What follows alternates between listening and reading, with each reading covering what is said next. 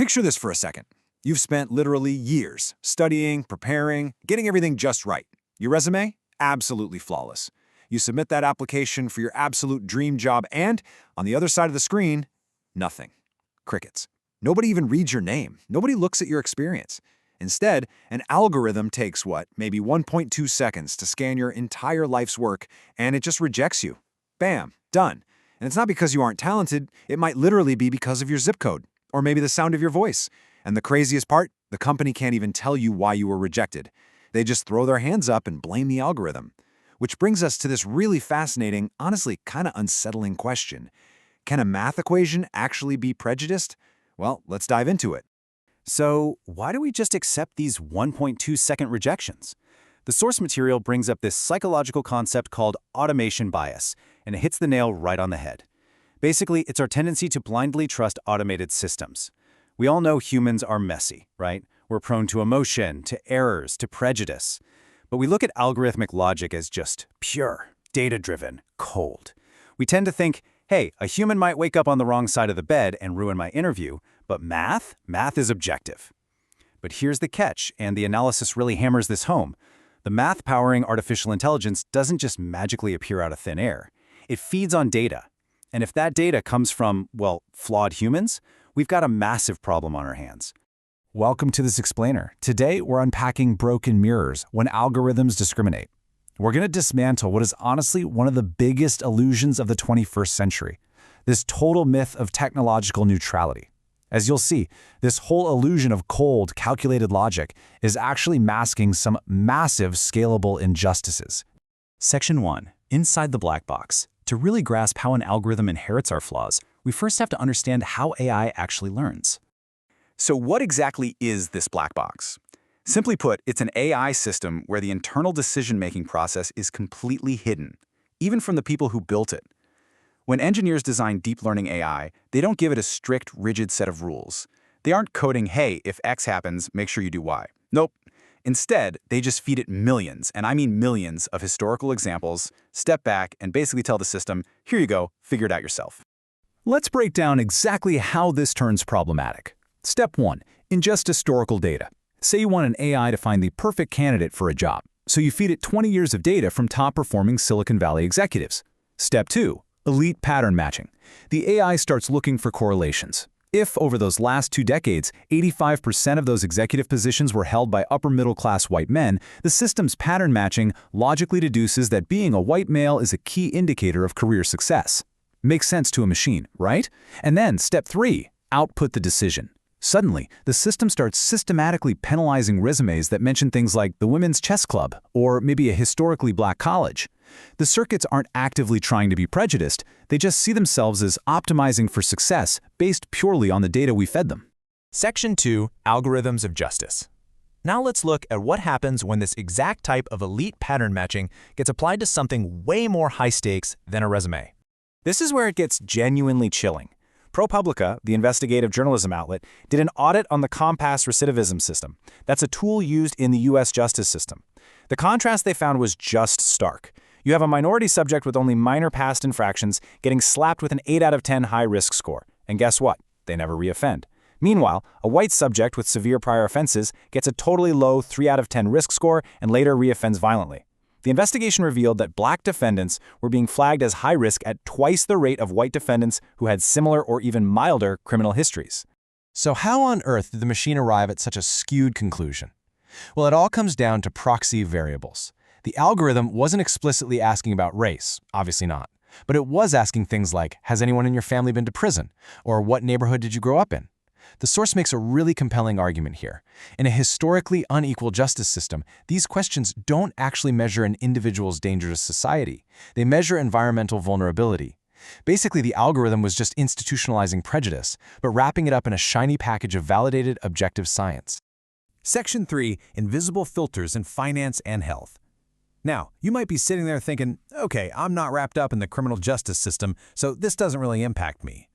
But the text warns us that these cruel algorithms are already quietly operating as invisible filters in our everyday lives. Think about trying to get a bank loan or a mortgage today. It is almost never decided by some friendly local bank manager who knows your character. Nope. It's decided by a credit scoring algorithm that is crunching literally thousands of your digital data points. What time you log on, what you buy, who you talk to online, and here is the scary part. If your digital habits just happen to mirror a demographic that statistically struggles with debt, the system might jack up your interest rates or just outright deny you. You are being judged by the behavior of a collective. Your individuality is completely erased. But honestly, the most alarming territory explored in the source material happens in medicine. A major health algorithm used across huge hospital networks was actually found to systematically deprioritize sick Black patients in favor of white patients for high-risk care. Why? It was a fatal flaw in the metrics. The programmers used healthcare costs as a proxy for actual health needs. Basically, they assumed, well, if someone is spending more money on doctors, it obviously means they're sicker and need more care. And here is the absolutely crucial takeaway. The AI completely confused a lack of access with a lack of sickness. The programmers, whether they meant to or not, ignored a massive social reality. Systemic barriers, economic gaps, lack of insurance. These factors caused minority families to spend far less on healthcare even when they were dealing with much more severe illnesses. The algorithm just looked at the low spending and assumed, oh, they must be healthy. In medical science, this kind of algorithmic bias quite literally costs lives. Section 4, the empathy gap, which brings up a very logical and kind of uncomfortable follow-up question. Are the software engineers who build these systems just malicious villains trying to exclude people? Or is there a fundamental empathy gap in who exactly is building our future? The data points to what the source calls the Silicon Valley demographic problem, and it turns out the issue isn't malice at all. It's perspective.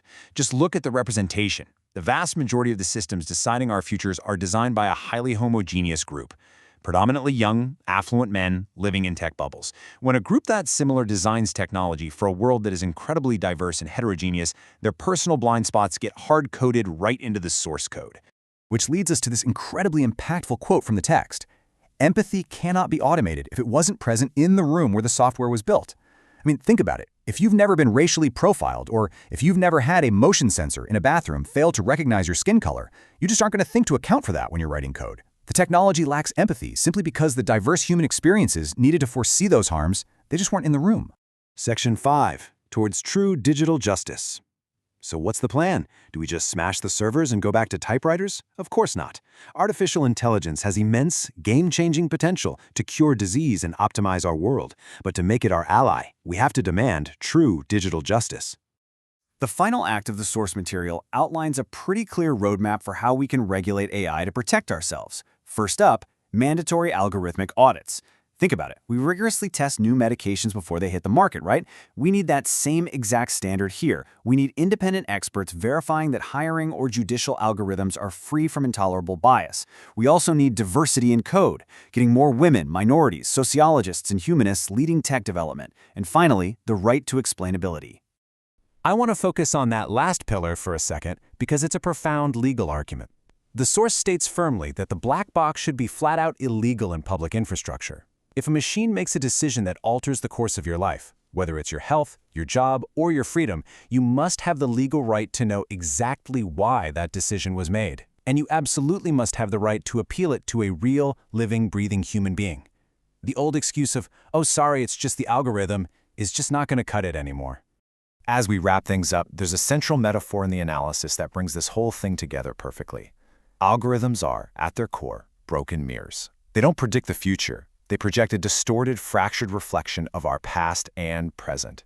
It's heavy, right? If we are terrified by the racism, the exclusion, and the cruelty we see in AI, we have to wake up and realize the fault doesn't actually lie with the math. The fault lies with the unjust historical reality we keep forcing the machine to reflect back at us. Ultimately, demanding ethical AI isn't just some dry, technical debate for programmers to hash out. It's a deeply human fight, because the technology that rules our tomorrow is being defined right now by the values we choose to protect today. So I want to leave you with a provocative thought from the source to chew on. Have you ever felt like an automated system treated you unfairly? Keep that in the back of your mind as you navigate this increasingly automated world of ours. Thank you so much for joining me for this explainer, and definitely keep questioning the code around you.